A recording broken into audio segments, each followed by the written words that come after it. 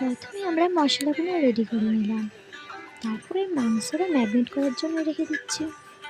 পেঁয়াজও কুচি হয়ে গেছে, আলুও হয়ে গেছে, আর এদিকে আমাদের চালও রেডি। তারপরে আমার বোন আদা রসুনটা ছাড়িয়ে বাটতে শুরু করে দিয়েছে।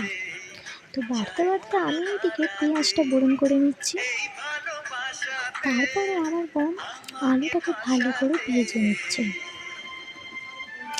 আর আলাদা দিকে আলু ভাজতে ভাজতে মাংস কষা হচ্ছে।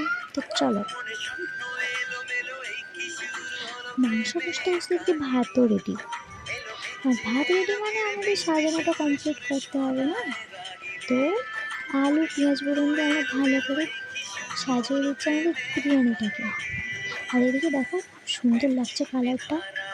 তো আলু পেঁয়াজ বেগুন দিয়ে আমরা বিরিয়ানিটাকে কমপ্লিট করছি। উফ, যা লাগবে না খেতে!